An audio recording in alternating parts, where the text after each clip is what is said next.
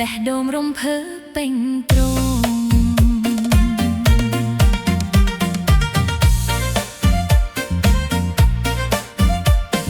ខ្ជុំបិណ្ឌមកដល់កូនចៅនឹកស្រុកនឹកផ្ទះចាស់ចាស់នឹកដើមថ្នោតជាប់ភ្លើព្រឹកព្រលឹមស្រាប់ស្លៀកពាក់ស្អាតស្អាតកាន់បាយបិណ្ឌទៅវត្តជួបបងប្អូនជិតឆ្ងាយ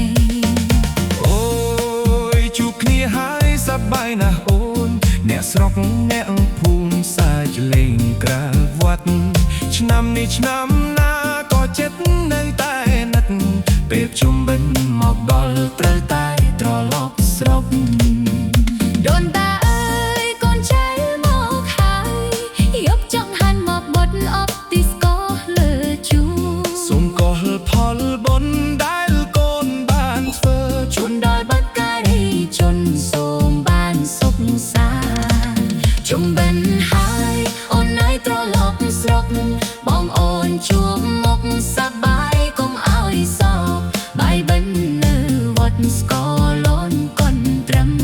រំលែងជុំគ្នាឲ្យភូមិក្រៅជុំបិណ្ឌហើយអូនឯងសប្បាយកាន់បាយទៅវត្តធ្វើបុណ្យជូនដូនតាជួបអ្នកស្រុកចាស់ជួបមិត្តជិតឆ្ងាយប្រពៃណីខ្មែរយើងថែទៅអូយអូយកាន់ត្រឹមត្រឹមឆឹងឆឹងស្គរស្គរស្គររំមួយជុំទៀតណា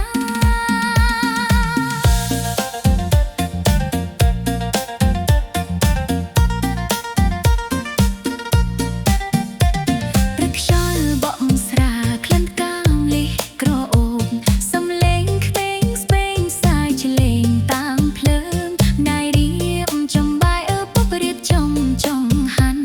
គ្រួសារជួបជុំគ្នាសុខចិត្តណាស់ថ្ងៃនេះពីទីក្រុងឆ្ងាយបងក៏ខំត្រឡប់ទូភ្លើឆ្ងាយណាស់ក៏ចិត្តមិនរីរេព្រោះស្រុកកំណើតមានម្ដាយមានឪពុកមានក្លិនដីស្រែដែលបងនៅតែនឹកយើងជាកូនខ្មែរកុំភ្លេច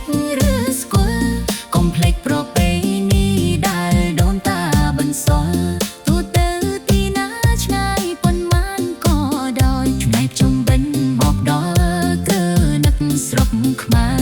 រជុំបិណ្ឌហើយអូននៅត្រឡប់ស្រុកបងអូនជួបមុខសប្បាយកុំឲ្យសោកបាយបិណ្ឌនៅវត្តស្គរលន់កុនត្រឹមរំលែងជុំគ្នាឲ្យភូមិក្រៅជុំបិណ្ឌហើយអូនឯងសប្បាយកាន់បាយទៅវត្តធ្វើបុណ្យជូនដូនតាជួបអ្នកស្រុកចាស់ជួបមិត្តជិតឆ្ងាយប្រពៃណីខ្មែរយើងថែទៅដូតាយអូនសូមទូទៅកលកូនបានធ្វើដោយចិត្តជ្រះថ្លាសូមជួយថែរក្សាកូនចៅទាំងអស់